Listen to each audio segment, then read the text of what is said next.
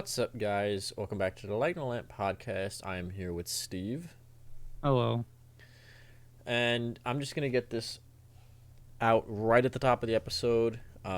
This episode is going to be dealing with the recent scandal surrounding Chicago Blackhawks, which is going to include talks of, descriptions of, and discussions about sexual abuse. Just kind of a warning off the top. If that's the kind of thing that you're sensitive to, it's something that you kind of don't want to hear discussed, or something that you kind of just generally avoid hearing for, whatever your personal reasons are. Just want to get that out right off the top. This episode's going to be about that. It's going to be talking a lot about what's been going on. So kind of the TW sexual abuse is going to be discussed today. So just wanted to get that out right at the top. And yes, of course, if you're the kind of person who thinks that we should just talk about hockey and blah, blah, blah, this episode's also not going to be for you. Just do yourself a favor and click off now. I would implore you to listen. I think it's important. I would implore you to sit down and take a look at kind of what we're going to be talking about. But if you're the kind of person who's just hockey, don't need to talk about it, but you're not really going to glean much from this. So again, just kind of getting that out of the way. And I guess like a third little disclaimer, we're not going to kind of give the entire backstory, because to really discuss everything that's happened in this case would take an episode in and of itself. We would have to have like an hour and a half long episode just giving the backstory.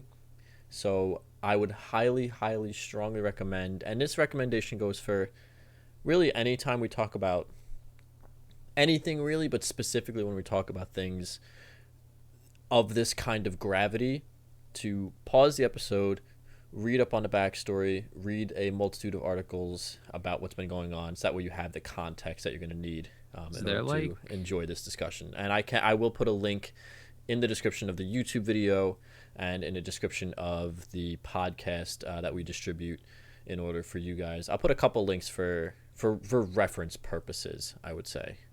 Yeah, I was gonna say, is there like a way we could put like a hyperlink, like make like a tiny URL or something for like a link dump? Because I feel like, honestly, this is really off topic real quick. Before we get into like the heavy stuff, here's like maybe some house cleaning. But like, I've been wanting to talk to you about this for a while, and I guess it's relevant now. I've always thought we should have like a little link dump or area where we could like leave articles or like things that we were talking about specifically, so that we could leave some context. So maybe, I don't know, I just always thought it'd be kind of helpful.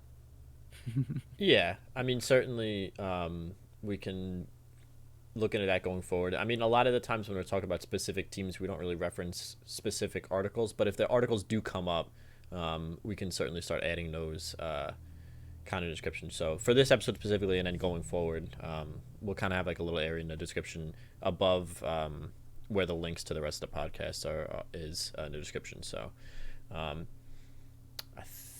think that's all the kind of preferencing we need to do.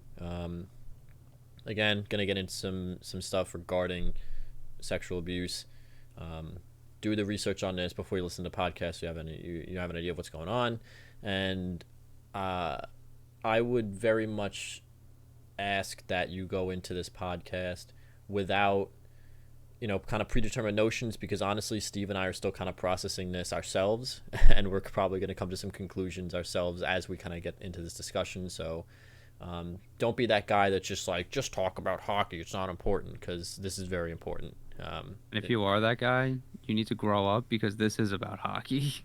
Yeah, it's something that we need to kind of discuss. And there are other things that we want to talk about next week. I do want to kind of talk about the thing that happened with Elvis Merzlikins and the Dallas Stars fan, but I think I mean, we we need could to also kind of like do like a mini pod about for those, honestly.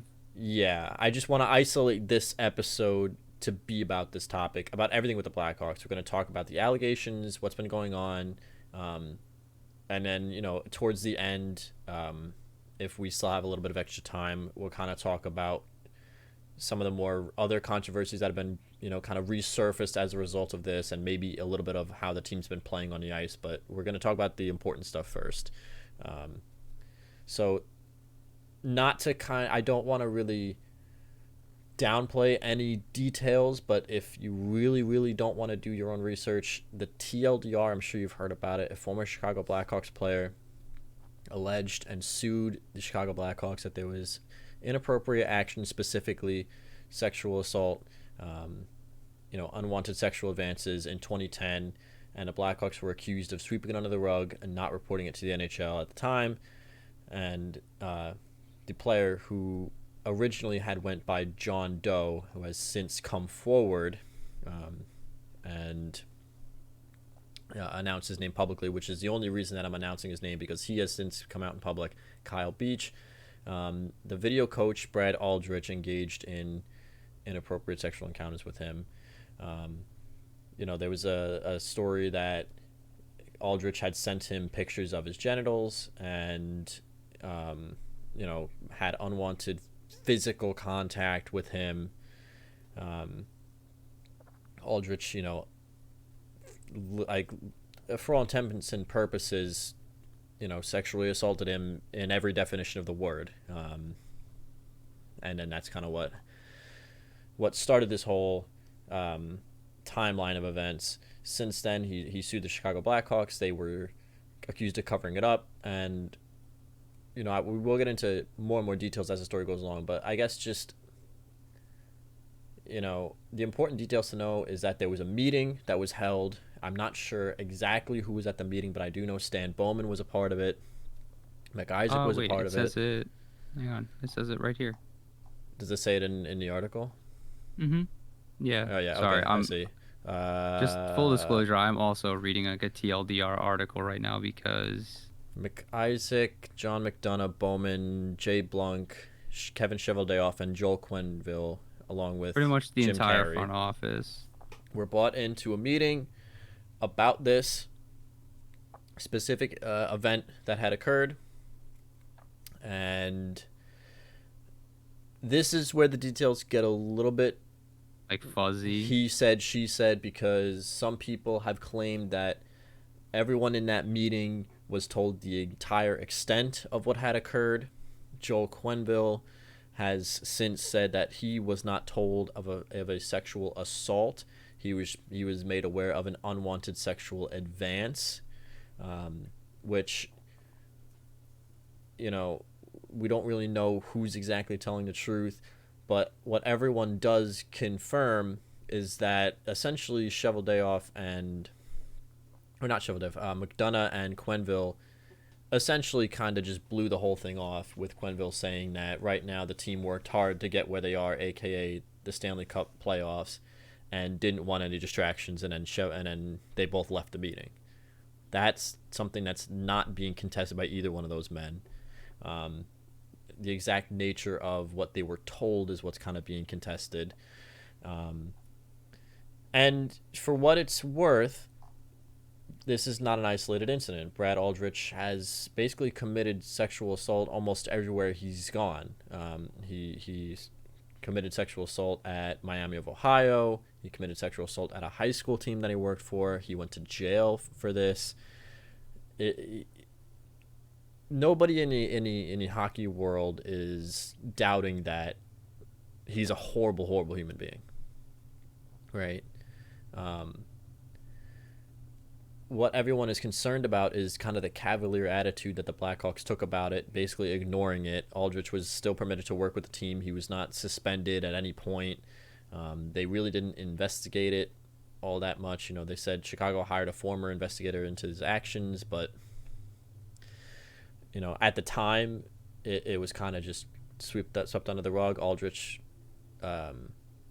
was allowed to participate in the Stanley Cup victory events, and then after the season, after the season, he resigned, right? But he was, which keyword, resigned. He was not fired. So there's a lot going on here. So I guess. Okay, the first thing, your initial, what's your initial reaction? I just want to touch on real quick, that the Blackhawks reaction, the ultimatum that their president gave to him, is something that if you're a manager at a supermarket, you give to somebody you found out was stealing. You're like, all right, listen, either you quit and leave, or we press charges. You know what I mean? Like, but it wasn't even that extensive. It was just like either you quit or we launch an investigation, which, like, clearly they would have been a half-hearted endeavor anyway, considering they didn't even care enough to investigate it the first time. This is just a failure on everybody's part. Like, this is an awful look from top to bottom. You know, oh, it's just a shit show, bro. Like, it's bad. Like, this is really bad. Yeah, I mean, so I, Stan Bowman's resigned as both the Blackhawks general manager and as the general manager of Team USA. Um, I mean, he had no choice, right? Like, he probably won't ever work in hockey ever again, and for good reason. Um, you know, I want to address the people that will say something to the effect of, well, why is it Stan Bowman's problem? He's the general manager, all he's trying to do is hockey operations. Shouldn't this have been an HR thing?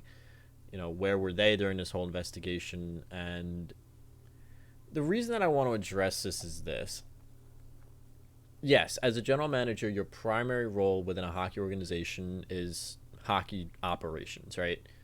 Nobody's asking you to be like the general manager of any other place in business where you're involved in everything. You're touching this department and this department, and you're involved in that and this. Your primary goal and job as a hockey general manager is to GM a team. The problem is that he knew, right? If he didn't know by some weird circumstance of events, you could make an argument and say, well, look, he wasn't aware and he's not HR. But he knew, McDonough knew, everyone in that meeting, allegedly, Quenneville alleges that he left before they got into details. So we'll get into Quenneville's position on all of this, but isn't that just as damning anyway? There's no doubt that Stan Bowman knew, okay? And that's the problem, is that this was not reported. Stan Bowman made a statement saying that he reported it to his seniors and he assumed that they would handle it. I guess naively assumed that they would handle it. So he is, to a very large extent, as one of the faces of the franchise, liable for not reporting this to the National Hockey League, which is a key thing that the Chicago Blackhawks failed to do, is publicly report this to the National Hockey League. This is what the league, I think this is what the league is most upset about, is that they're being blindsided by all of this, because there's a reason that the NHL has things like a player's, assistance program, and the league has a mechanism with which to enforce, certain rules against teams, and they're not involved in any of this, and it's very, very messy. Here's the real thing too, though. You have to think about it from the respect. I understand the NHL's position now, like saying they didn't want to be blindsided by it, and I understand people saying like they needed to report this to the league, because I agree, but I'm also kind of just looking at it saying, would the league have actually responded the right way in 2010, though? We are looking at this almost a decade removed. We're looking at this post, cultural shifts and ideology changes of the last 10 years. So, like, I don't know if I'm confident that the NHL of that time would have been any better equipped than the Blackhawks of that time to deal with this, which is disappointing, which just shows you that at this everybody failed this player. Like, nobody was in a position to actually help this person at the end of the day, and he was kind of just let go and disappeared. Like, they all abandoned him, and this was forgotten about for almost 10 years. Yeah. That's kind of the thing that, well, okay.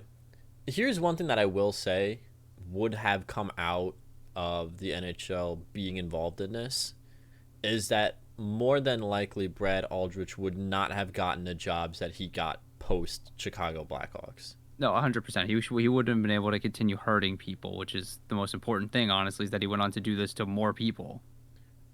I believe that had the NHL gotten involved, maybe the result wouldn't have been, and it's hard to say because, look, there is no such thing as a satisfying result when it comes to something like this. I mean, the result we have gotten to this point has been as close as you can, but nothing is going to undo the damage that these people do when they commit acts like this, right?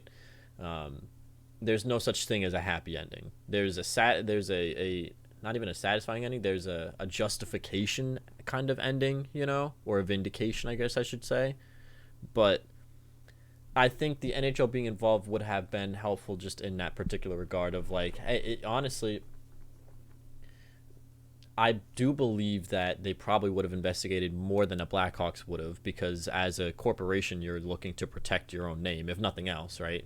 Even if you like, even if they don't do it for the right reasons, which is the human element, just as a corporation, they'd be taking this kind of stuff seriously, you would think. And more than likely, Aldrich would not have gone on to work for, specifically because of the sexual abuse element, he would not have gone on to work for a college. He would not have gone on to work for a high school. You know, more than likely, he would not have been able to do the more damage that he did, which is unfortunate that this kind of thing wasn't taken as seriously. And of course, to your point, yes, we are looking at this from a 2021 lens. We're post Me Too. Things as, what would have been seen as innocuous, like Jeremy Roenick's comments that he made about his coworker. Things that would have been seen as innocuous in 2010 don't fly anymore, and for good reason. But even all that being said, I think something as serious as a sexual assault probably would have been taken seriously by the NHL, if nothing else, like I said, to protect the brand name. I mean, I think you're right. I just think I think it's unfair to look at it and say that, like, had they involved the league, we all would have gotten a happy ending out of this. No. Because, like you said, there are no happy endings. So I think, like, I guess there's a grounded way to look at it, which is, like, at the end of the day, like, this was all bad all the way through, and, like, there was no way to come out of this without any stains on anybody. Because no matter how you look at it, for the Blackhawks, it's bad. Like, they have to fire this guy. It has to come out in public, and it has to be, like, associated with them in a year they're winning the Stanley Cup, where this is probably going to become the first thing people talk about before they talk about that Stanley Cup win. But now at the end of the day, like, that's what they got anyway. Everyone's going to associate the Blackhawks with this and not, the lineage of success they had built up to that point. So, I don't know. I just think it's such a shit.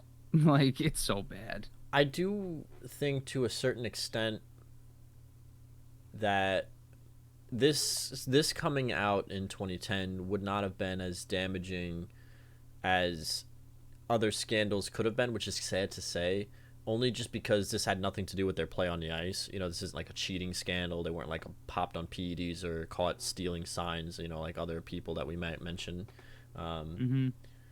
So from a sports perspective, I don't think it would have been as bad. But to a certain extent, not to a certain extent. I mean, bottom line is that's not what's important, I guess I want to kind of ask you about Joel Quenneville at this point, which is, I think, to me, the first area where this gets gray, because I think everybody above him on the totem pole is obviously culpable and liable, because, look, you're the general manager, assistant general manager, head director, whatever the case is. You can't point fingers, which is why the Stan Bowman thing, I think, was such a crock of shit, because, like, who are you pointing the finger at? Your boss? Like, you're the general manager, dude. Like, yeah, bro, you want to wear the big boy pants. Like, when shit starts to hit the fan, like, you got to be the one ready to take it, If anything else, if he thought that his superior should have reported it, he then should have gone on and confirmed that this was reported. You should have checked in, been like, hey, I know we're in the middle of a lot of stuff right now. I just want to check in, make sure that this was reported and being handled correctly. A simple email. That's all it would have taken. 10 seconds, Yeah. Joel Quenneville, again, he alleges that he was made aware of an, quote, unwanted sexual advance, and that was the extent of his knowledge. That's what was said. Now, again, he admits that he responded in a rather terrible way by kind of shaking his head and saying we're in the middle of this playoff run, we can't deal with this right now. Um, I I guess what is your thoughts on, and which by the way, Joel Quenneville and Kevin Cheveldayoff are being met with by Gary Bettman. There's a meeting plan for these guys, so like tomorrow, I think, for both of them. I guess I just want to kind of get your opinion on what level of culpability Joel Quenneville has in this whole situation. I mean, I don't know how like legally culpable he is, but I think like culturally or like personally, like just hearing that there was an unwanted sexual advance made on one of your players, bordering on a sexual assault, and just saying, I don't want to deal with this and leaving and not wanting to like protect your player, or I don't know, just as a human being want that taken care of, is kind of just shitty. I don't know. To me, it just sounds like it's, I don't know. I don't know how to put it. It's just, I don't know how actually culpable he is, but I wouldn't be surprised if the NHL forces his hand because at some level he knew something was going on. Like, it was important enough that there was a meeting of the entire front office. You know? It was enough to get the president and the general manager involved. At the very least, you should have wanted to stay to the end to hear what they had to say about the whole thing. Yeah, I think I am personally kind of on the fence with how much of the blame I'm laying at Joel Quenneville's feet, because on the one hand, in that kind of meeting, he is the lowest rung on the ladder, He's the head coach, so obviously he has the most direct contact with the players, but in a meeting that involves your AGM, GM, president, you are the lowest rung on that ladder. So in his mind, he might have thought, well, okay, everyone else is here, right? Let me just let them handle it. Now, is that the right thing to do, the wrong thing to do? That's up for you to decide, but I do think to a certain level that, yeah, to your point, these are your players. These, as much as these are the GM's players, as much as these are the team's players, these are the guys that you interact with the most, right? You're kind of like that first point of contact between management and player. So I think kind of having that cavalier attitude is a bad look, because it kind of goes to show that maybe you don't think of your players as people as much as you kind of look at them as a means to an end, which is winning a hockey game. So I think to me, what really is going to make the difference on how liable Joel Quenneville is to the extent of the knowledge that he knew what was going on. If it comes out that he knew that this was not just an unwanted sexual advance and a full-blown sexual assault, then there's no excuse for that. Honestly, as a coach, your first reaction to hearing something like that should be to go and try and find the guy and throw hands with him. If you're trying to the hotel balcony, like if you're the kind of coach that you go to war with these guys every night, you try to protect them from the other team, you try to protect them from the refs, and if you're hearing that there's a full-blown sexual assault, you really should be like, all right, where is this guy? Like, let me at him. An unwanted sexual advance, if that's the thing that you hear, as bad as it is to say, that's the kind of thing that can be kind of hard to verify, and could also be the result of a miscommunication. I'm not saying it always is, but I'm just saying from Joel Quenneville's perspective, that might be kind of what he thought in that moment. Like, all right, maybe somebody made an off-color comment or joke or whatever, and I'll just let my GM handle it. I don't feel great about him, given the fact that he heard something of this nature and his response was, well, I'm just going to go focus on hockey. I think regardless of the information he was given, that's not the kind of response you should have. Your response to a human resources issues such as this should not be I'm just going to go play hockey, regardless of it's a sexual assault or a sexual advance. And listen, like you said, like if it is like an unwanted sexual event, wouldn't you want to just verify that, like just make sure that it was just a miscommunication and there wasn't something more serious going on? Right, right. Like, Like just to satisfy, not even like I guess just to make sure. Like I wouldn't you just want to make sure that everything's above board with your team? Like at every like even the general manager, like wouldn't you just want to make sure and not sweep it under the rug because who knows? Like, I just don't understand why you would hide this. I mean, you would also think that if he was made aware of the fact that it was a member of the coaching staff, that he would have a meeting with all of them and sit down and be like, listen, that's not kosher, that's not going to fly around here. Um, even if to Joel Quenneville was under the impression that it was just an off-color comment, I would still just sit down with everyone and just be like, listen, don't make any comments that, if you're not sure about the way it's going to come off, et cetera, et cetera. Which obviously that would not have solved the problem, right? I'm not going to sit here and pretend like that was the magic wand that Quenneville could have waved and prevented everything from happening. But at least it would have shown that Quenneville was taking it seriously and involved in resolution of this problem. Right, like if that was the level he thought it was, he at least would have risen to the occasion of that and met that at like, okay, well, we have to at least talk about it. His response was, I don't even want to talk about this. I don't even want to hear it. I don't, almost as if he didn't care. You know what I mean? Saying like, well, I'm just going to go focus on hockey. Like, yeah. And look, I think as far as how I'm going to feel about Joel Quenneville going forward, I'm going to withhold judgment currently until we receive more information about the level of detail with which he was involved in this situation. But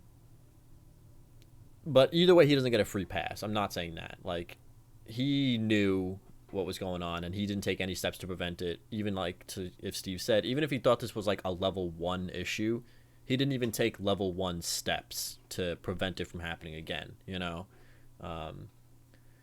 But if he knew more, then that's a major problem. And I don't think he should work in the NHL going forward if that is the case, Like, Stan Bowman's never going to work in hockey ever again for good reason.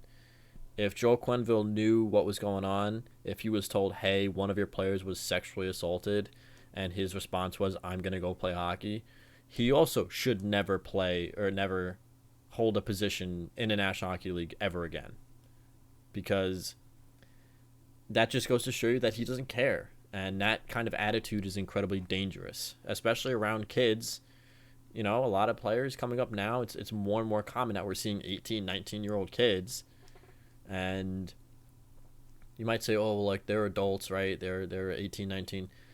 They're still kids, like, they're still learning the ropes of the NHL, especially when Brad Aldrich does something like threaten and saying, you'll never play in the NHL ever again if you don't let me do this. he also threatened to break his legs. He told him he'd never walk again.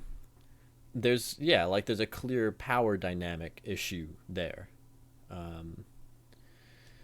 So I guess, that's kind of where we both sit on Quenneville. And I hate that we have to talk about this specifically because this was a guy that I thought would have a much more level head about these kind of things. But Jonathan Toews has come out with several comments.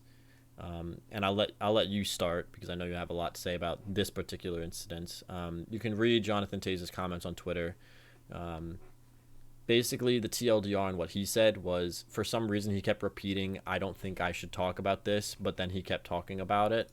And he, for some reason, went on this weird rant about how he doesn't get why something like this would erase all the good work that Quenneville did, which nobody's saying that. You can make the separation between, hey, Joel Quenneville's a great hockey coach, and hey, Joel Quenneville's a horrible person. Kind of like how a lot of times we separate music from the artist, Yeah. I don't think anybody was petitioning for Joel Quenneville's records to be erased from the record books, so I'm not really sure where he's coming from on this, but yeah, so I'll let you go ahead because I know you have some stuff to say about this. What are your thoughts on Jonathan Toews? I just think it's brain dead, bro. Like, how you're the captain of the hockey team, right? You on in terms of the dynamic of the locker room are the guy. Like you are in charge. You're like the first line of defense and the last line of defense between the coaching staff and the players. And your players, like in the room, expect you to stand up and protect them. Like that's what a good captain does. You know, he stands up for his guys. He makes sure everyone feels welcome. Like I read a good example. Like Zdeno Chara when he was a rookie got hazed pretty hard, and he thought it was stupid and shitty. So when he became captain of the Boston Bruins, he made it like kind of a rule that like they don't haze rookies, and it's almost like they don't use the word in the locker room. He wanted to make sure everybody was comfortable. And like now that's a guy like I feel like everybody in the room is going to go to war with. And for all we know, Jonathan Taves is that guy most nights. But after this, if you're a player, how can you sit in the room and say something and like look at him and be like, "Yeah, that's my captain. He's gonna stand up for me," when he's standing up for essentially the people that let a guy abuse one of his players, like one of your guys. You're essentially doing exactly what the organization is doing, is turning a blind eye to your own players. So I don't understand how he can think this is okay. I don't understand why he would make any of these comments, and I really don't see how this is going to help in any regard at all, and why he thought it would. If your first instinct is to say I shouldn't be talking about this, and you say that out loud, stop talking. Just stop. So like I have a problem with what he actually said because it's ridiculous. I have a problem with why he said it. It's bad on all it's bad on all fronts. Like why would you do this? Not only are you making yourself look like an asshole, but you're not staining your teammates' legacy. You're attaching like the team to this now because you as Jonathan Taves are the captain, the face of this franchise, and you're saying essentially we don't care about this incident. Like I don't get why this is being such a big deal. And it's like you don't get it? You really like really? You don't get it? Because I feel like you'd have to have a head made of fucking lead not to get it. Like, I feel like this is a very clear, like, this is not okay. Like, we should not be tolerating this at any level. Like, to use the Zdeno Chara example again, do you think if the Boston Bruins came to the Zdeno Chara and said, hey, Z, we had something such and such happened, you don't think Zdeno Chara would, like, the first thing he would do is, like, sit down with everybody involved and be like, what happened? I want to know. I need to know. You know what I mean?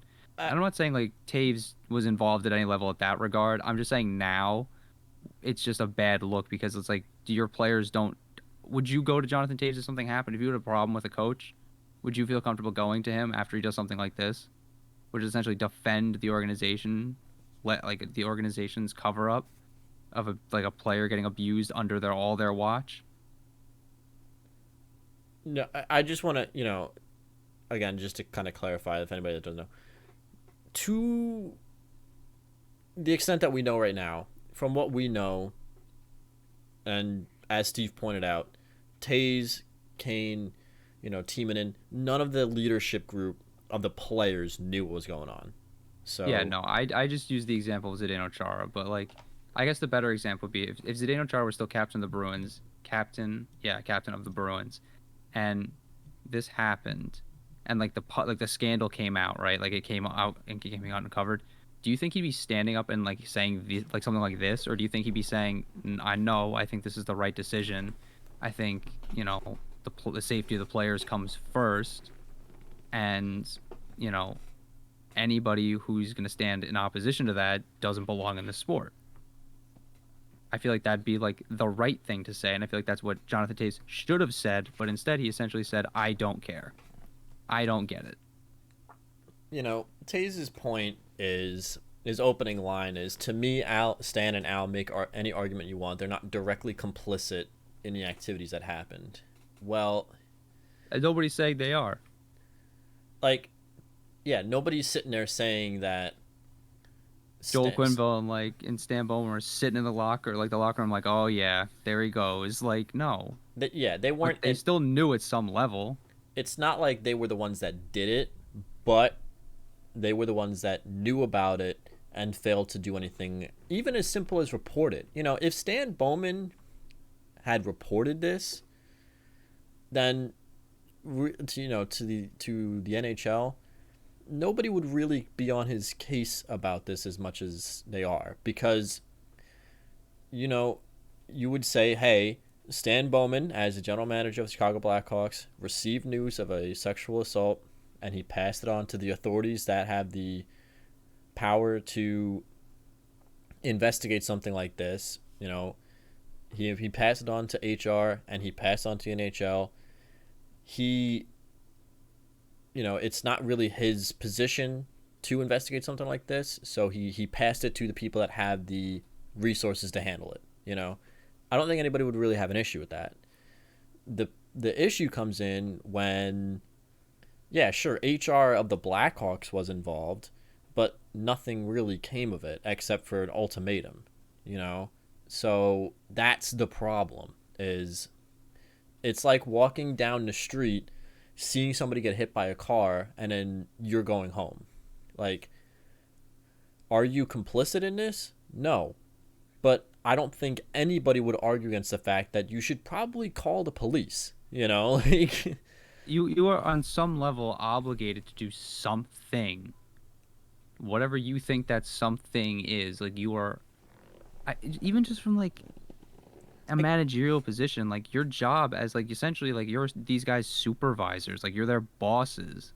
At some level, like even from a company perspective, wouldn't you want to protect like your investments, like the players you've brought to this team, especially when clearly they're good enough to be making a push in the Stanley Cup playoffs? That's so important to you that you're not going to give a shit about anything else, like your players being assaulted by someone on your coaching staff who you continue to employ. Yeah, I Like, mean, I think the real sad part of all of this is that it tainted the Stanley Cup, honestly. Like, the ultimate tragedy of this is that like something as sacred and as like beautiful as the Stanley Cup is tainted because his name is on it. And no matter what we do, no matter what we have to do, it'll always be on it because you can never take a name off the cup. I think the Tays argument of that they're not directly responsible or directly complicit. I think that you have to look at it from a kind of like a pyramid perspective, right? Like, at what point is the pyramid thin enough for you to say that you're responsible for the information that you're given? Right. If this was reported to Jonathan Tays, it wasn't. Let's make that abundantly clear. No, none of the players at this point, as far as we know, knew about what was going on. But if this was reported to Jonathan Tays, who then reported it to Joe Quenneville, and then Joe Quenneville swept it under the rug, you can't be mad at Jonathan Tays, right? Like, he did his job. He's at the base of the pyramid. He's a player, right? But at some point, the pyramid gets thin enough where you can't point to the next layer and say that's his job, that's his problem. You're the general manager. Really, there's only 3 people above you, maybe, like the board of governors, if you board of directors of your team, if you have one, and the owner, right? And the president, maybe. Yeah, and even that's kind of a gray area because a lot of the times the president of hockey operations just is your general manager, right? So Yeah, they're the same guy. I think you have to kind of ask yourself, at what point are you responsible for are you responsible for those underneath you?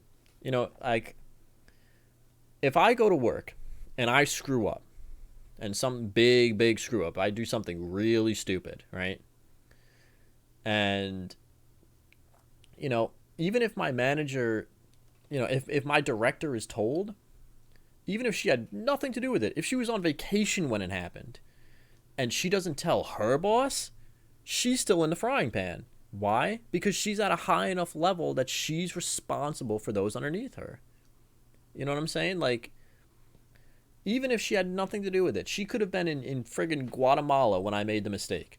But if she's told that I made a mistake, and then she just brushes it under the rug, and then it comes back to bite us in the ass, she's on the line for that. Yep. Why should this be any different? And there's a level to it, right? Again, if Jonathan Toews is told and then he does the proper thing and reports it to his superior and his superior sweeps it under the rug, Jonathan Toews did his job. But all of those guys in that room, there's no one else to pass the buck to except for the National Hockey League, which you then failed to do.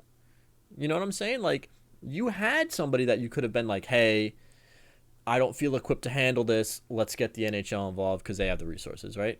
And if they did that, then I don't think anybody would have been mad at Stan Bowman. If Stan Bowman was like, hey, I reported it to the league and the league swept it under the rug, well, at least Stan Bowman isn't in the frying pan still. You know what I'm saying? Yeah, and at least then, like, they were so... what boggles my mind is they were so worried about... Clearly so worried about their legacy and, like, their careers that it's so short-sighted that, like, they did something that clearly was just a bad idea, was going to blow up in their face regardless. Like, I don't know how you could look at this and say, yeah, sweeping this under the rug is the right thing to do. Culturally, morally, or even just like a career decision, wouldn't you want to at least clear your hands of this entirely? Just be like, I'm going to give this to somebody else, and the only other person I give it to is, oh, look, it happens to be the National Hockey League. I could just give it to them, you know? Well, yeah, because not only is it the right thing to do, it's the smart thing to do. You know, even if you don't want to do it for the right reasons, aka protecting your players, even if you want to do it for the incredible selfishness of it all, of saying, well, I passed the buck, at least the end result would have been better. You know what I'm saying? Like, even if your motivations weren't good, at least the end result was a positive one, as opposed to, you know, doing it for the right reasons, which you should be doing it for the right reasons anyway, right? Not just to clear your name, but that's besides the point. And to circle back on this Jonathan Toews thing, for a man that has gone his whole career with such little controversy, he's just coming back from an illness that kept him out all of last year. I get it. Look, Jonathan Toews, he grew up a Blackhawk. I mean, Stan Bowman, Joel Quenneville, these are his guys, you know, like, they brought him into the Blackhawk family. So I understand having a loyalty to these people. But you have to look at it objectively and say, did they do the right thing? And look, even if Jonathan Toews in his mind and his brain thinks that they did the right thing, this is not the kind of thing that you go to bat for. You know what I'm saying? Yeah, like, why die on this hill? Like, if I was Jonathan Toews, even if in my heart of hearts, if I'm Jonathan Toews and in my deepest, you know, if I reflected on this, I've read up all the details, and I've still come to the conclusion that Stan Bowman is not responsible for this, in my heart of hearts, I still would have given the response to the media of, I'm going to let the NHL do its thing. Because that's all you can do. You know, from not only from a career perspective, because, again, for the selfish reason that it's the best thing for Jonathan Toews to make a comment like that, but for Kyle Beach, you know, for the guy that was on your team, you should respect the fact that he took such a monumental risk doing what he did, and not come out and defend the people that were indirectly or directly, depending on your viewpoint, responsible for the continued abuse he faced. And not only that, but the abuse that people have faced since at the hands of Brad Aldrich. Wouldn't you have a little bit of respect for Kyle Beach and just be like, well, you know, I'm just going to keep my thoughts to myself. I'm going to let the NHL come to their conclusion, and we'll see what happens. You know? Like, it's bad for you, saying, it's bad for the team, it's bad for the league, and it's bad for Kyle Beach. I don't understand what there is to gain. Because Stan Bowman's never going to work in hockey again, so that's the kind of guy that you're going to bank on to what? Continue your professional career? It's not like he's going to be a GM on another team that can then trade for you. Oh, you're just attaching yourself to a millstone that's sinking fast. It's very questionable, and I guess, you know, now that we've kind of, well, do you have any other kind of thoughts on this situation? Because the next question I was going to ask is, where do they go from here, and what kind of steps should they take in the future? But do you have any thoughts on the situation in general? Not really. And look, it goes without saying, you know, but Steve and I are on the same exact page that this is not just hazing, quote unquote. This is not just, oh, all rookies deal with it. This is something that needs to stop. Okay, first of all, in my opinion, hazing in general is a stupid thing. I don't understand that. Like, I never understood that, both in sports and fraternities and all that. It's stupid. But anyway, um, this is obviously something that needs to be addressed because this cannot happen again. It cannot continue to happen. It should never happen again. And if it ever happens again, the person that perpetrates it should be met with swift and severe retribution, right? So, yeah, that we're just so we're on the same page about that. But I Mhm. guess where if you're now the next incoming GM of the Chicago Blackhawks, you know, or if you're just the Blackhawks organization, like what are your thoughts on where do they go from here? I mean, it's a complicated issue. Obviously, there is no one answer, and it's, thank God it's not our jobs to figure that out. But I where guess the real where do they question go is from here? like, do they move on from Jonathan Taves after this? Like, is this the thing that sends him out the door? I mean, it's really kind of weird how this parallels because much like that 2010 team where they were starting to make some noise, this should have been the year that the Blackhawks should have made noise in the NHL, right? They felt good. They signed, they traded for Fleury, they traded for Jones. So it's kind of weird that like they're now back on this upswing, and now they have this other issue they have to deal with, like Jonathan Tays. Honestly, I don't think he goes anywhere. I don't think any team touches him. The question of should well, I mean, I wouldn't say that. Tony DeAngelo is playing in the NHL right now, so True, apparently, fair enough. you know, which is a whole other problem. But you know, I just don't think that he'll be traded just because, like you said, he is kind of that face of the franchise. I guess if I'm the next GM, there's really nothing I can do besides just kind of work my best to make sure that you start a new legacy. Um, it's kind of like when a home burns down and you have to make the decision of should we rebuild the house or just build a new one. You know, Hmm. I think in this instance, you kind of just build a new house. You let the NHL do its thing. Stan Bowman is already out. Um, McDonough's already out. Kevin Cheveldayoff is more than likely on his way out of the NHL. So the Winnipeg Jets will have to deal with that. Joel Quenneville kind of sits in the gray area. We'll see what happens with him.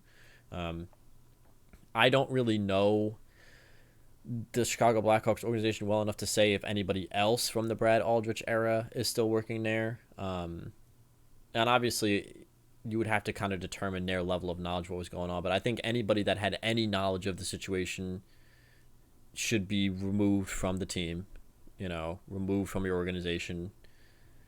That way you can kind of just hit the reset button and just build a new house. Hmm. I think that's kind of the best way to go about it. And then make an honest and open effort to be as transparent as possible.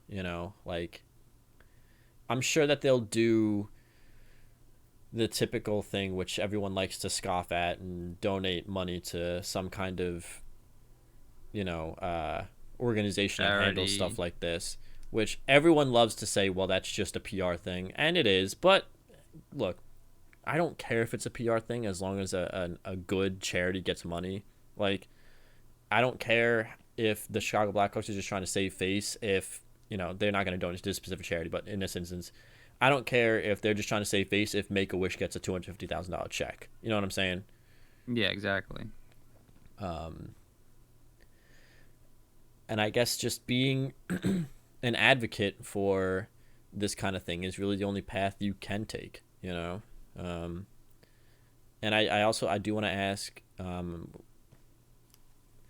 what is the NHLPA's kind of role in all of this at this point? Because Brendan Gallagher certainly was not happy with the way that they were, involved in this whole situation. Um, I think, I mean, this is kind of plays into the larger narrative that I've had it like with players, the player association, which is that they don't do their job and protect their players. Like, I don't know how involved the union was at that point or how, but at any level, if the union was involved and had any knowledge of even just like allegations, like, don't you think they would have, at least gone to bat for their union member? Like, they're like, isn't that their job? Isn't like the union's whole job to protect you from like hazards in the workplace and things like that, and make sure that like if something does happen to you, that like there is somebody there to like take it where it needs to go, like legally or financially or whatever.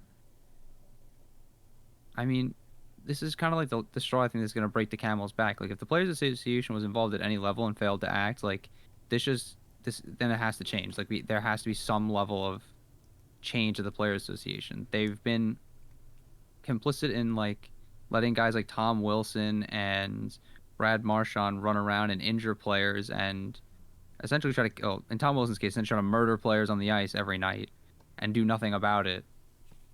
So, I mean, I, I don't know. How do they have any credibility left? Like, if you're a player and you have a problem, how do you feel confident going to the NHL Players Association and asking them for help if you find out that at any level they were involved and failed to act on behalf of Kyle Beach? I want to point out nobody knows how involved or if at any level the NHL Players Association was involved, but I'm just saying if you find out, which I don't think would be all that, I don't think that'd be like a crazy outlandish thing to say that like we come to say 3 or 4 days from now we find out that Beach may have reported it to the union. I'm not saying he did. I don't know. Who knows? But if it's a big stain, like it's a bad look for everyone all the way around. And like you said, other union members are already coming out and saying something. Like Brendan Gallagher, who isn't involved in this at all, because he doesn't even play on this team, wasn't even in the same conference at the time. I don't even think he was in the league in 2010. Probably not. He felt the need that like to say like, hey, this has got to change. Like something's got to be done about this. Like, so if it's big enough and important enough for somebody who wasn't involved at any level to say something, I think it's, pretty damning. Yeah, I mean, you know that I've been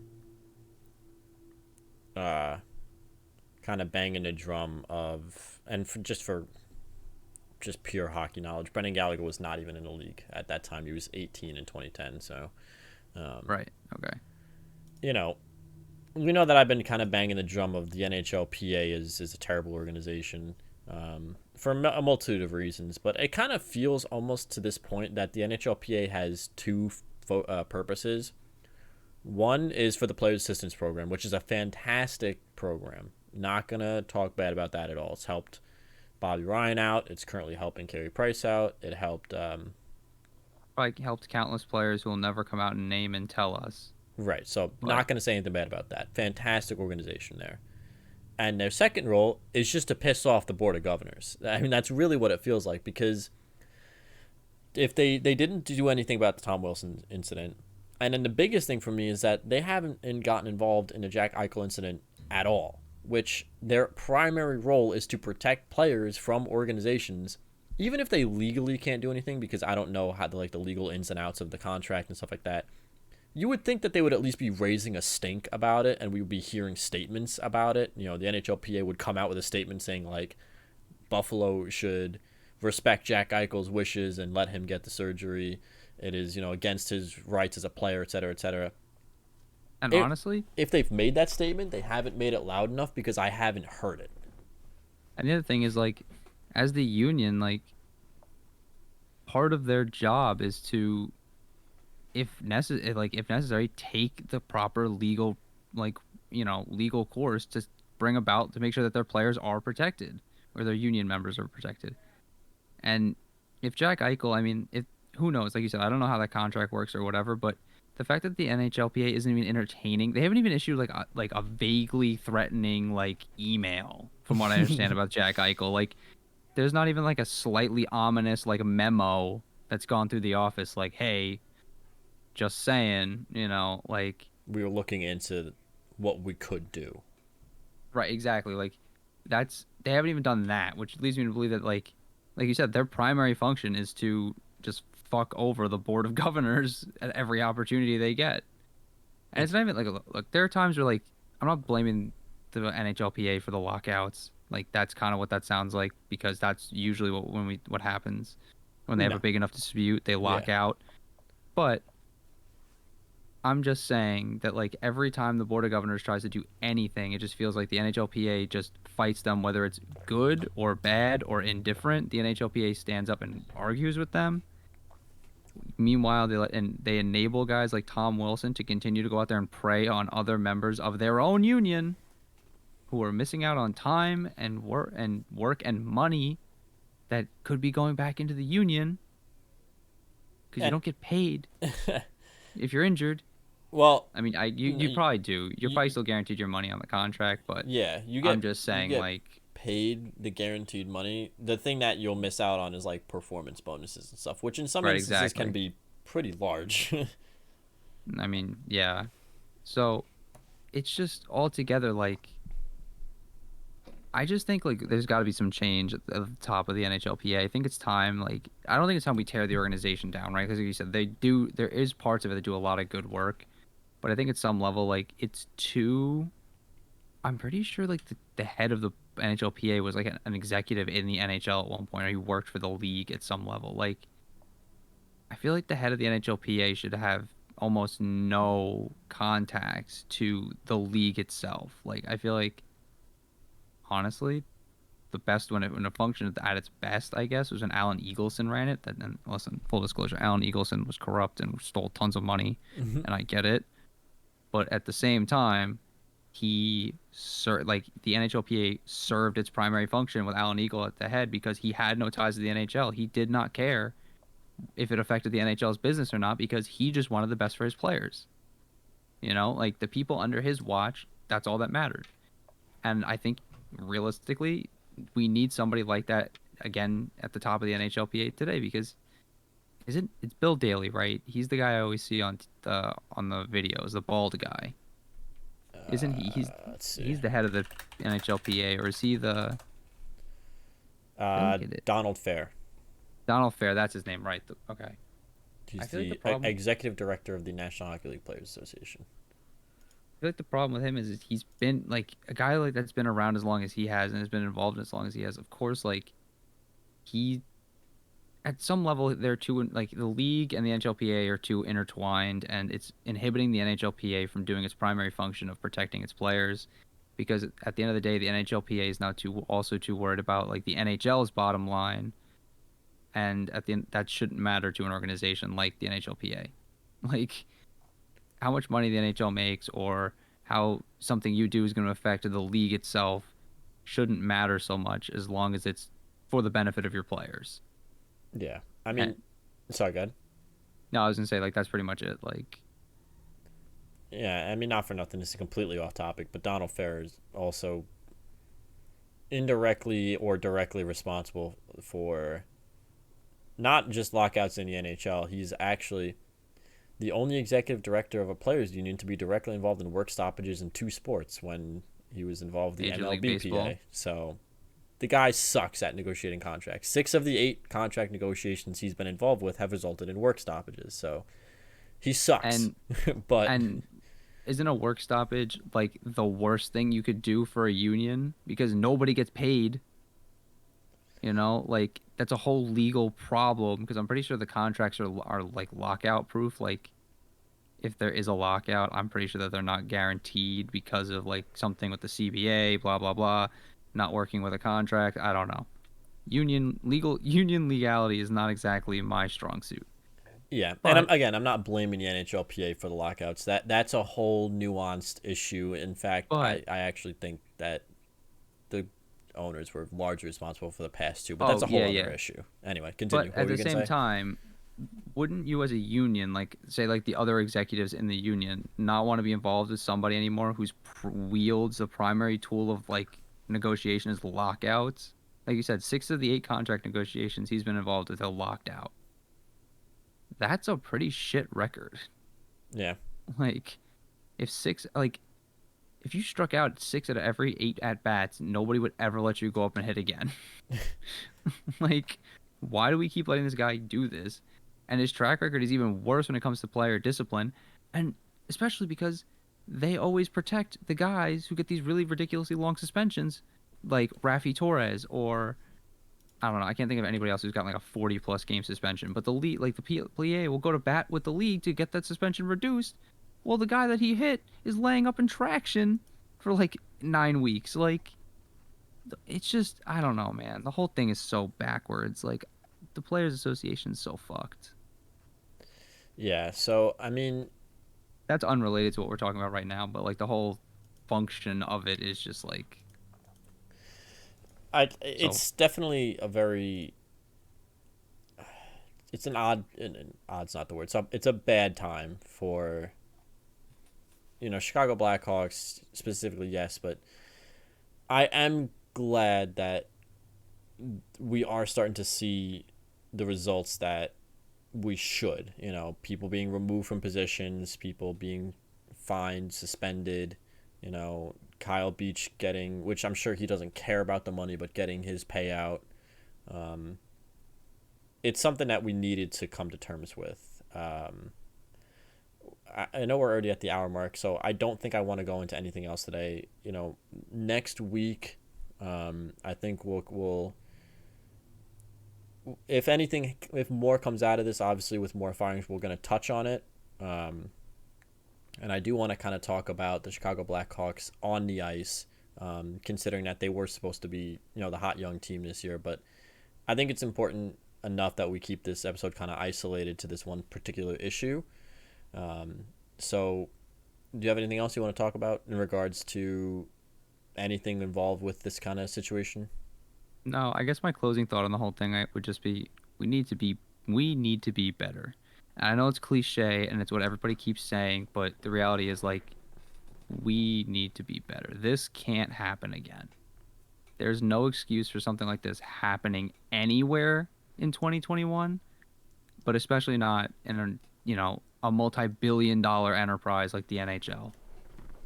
Like this cannot happen and should not happen ever again. And if it does, whoever's responsible, like, should face, like you said, swift and severe repercussions. Yeah, I mean, I'm in the same boat. Obviously, unfortunately, just due to human nature, it's impossible to completely prevent this kind of thing from happening again. But if it does, like you said, take it seriously, immediate, investigation. First of all, the thing that the Blackhawks failed to do, which is standard practice in almost any HR investigation of this level, which is suspension, usually, with pay, because you can't suspend somebody without pay without cause. So usually what happens is when somebody's accused of something like this, they're suspended without pay, so they're removed from the situation for the investigation to then take place. And then obviously, as you find out more things, you can then eventually move to suspension without pay and then termination. But that wasn't the case in this instance with the Blackhawks. They just completely ignored it, so whatever. Yeah, we can't prevent this from happening again completely, but if it does happen again, it should be taken seriously and be dealt with as soon as humanly possible. And as a culture, I'm glad that this is being brought up. Listen, this is not something that I'm sure he wants to be thanked for, but I mean, I think he should be thanked for his courage, Kyle Beach, that is, in bringing something like this up. And ultimately, this, as much as it sucks right now, and as much as hockey's kind of getting a bad look, this will be good for the sport. To root this kind of thing out, to get this kind of garbage out of our sport. It'll be good for the sport. And more importantly than the sport, it'll be good for the people that are involved in the sport, which is the ultimate thing that matters the most.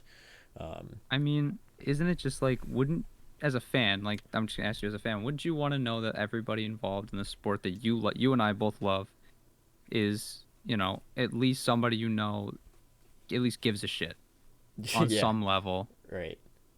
Like, isn't that all you want? Because it's all I want. Like, I just want everything. Like you said, we're never gonna be able to prevent this from ever, like, permanently. But like, at least if everybody involved gives a shit, like, if it does happen, it'll be dealt with.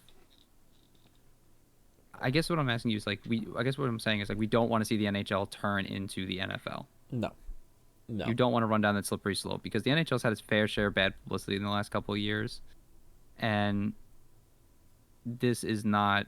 This is coming off the tail end of like Evander Kane doing what he did, and I can't even. Bro, there's just been so much bullshit with the league the last so many years. So, we just need to do better. The league needs to do better. The people involved in the situation need to really think critically about themselves and their role in this, like Stan Bowman. And he really needs to, and I think Jonathan Toews needs to really sit down and look in a mirror. Like take one good long look in a mirror and ask himself, is this the hill I want to die on? Because if it is, yikes. Yeah, but certainly. That's a whole other argument. So I guess just to kind of wrap things up in a nice little bow, we will be keeping our eye on this kind of thing. I implore anybody who's a fan of hockey to keep up on this because it is important to keep an eye on. And as bad as it might feel right now, I do leave hopeful and with a positive outlook on this kind of situation being such a big reckoning.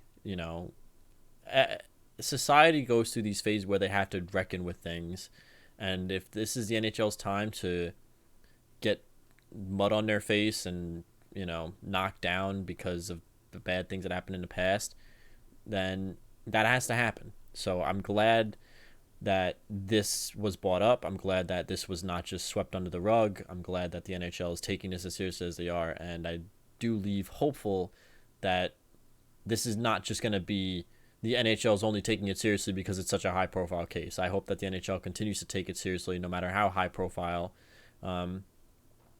Honestly, even if it turns out just to be, not in this specific instance, but if something's brought to the NHL's attention that turns out to be a miscommunication, I just hope that even something as small as that is taken seriously. And I think it will be, and I hope that it will be. So, next week, again, we'll kind of touch up on this as we find out more information.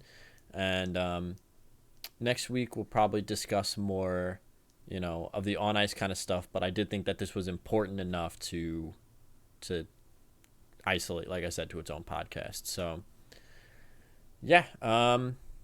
just going to kind of keep watching as things unfold. So I want to thank everybody for watching, and I will see you guys again next time.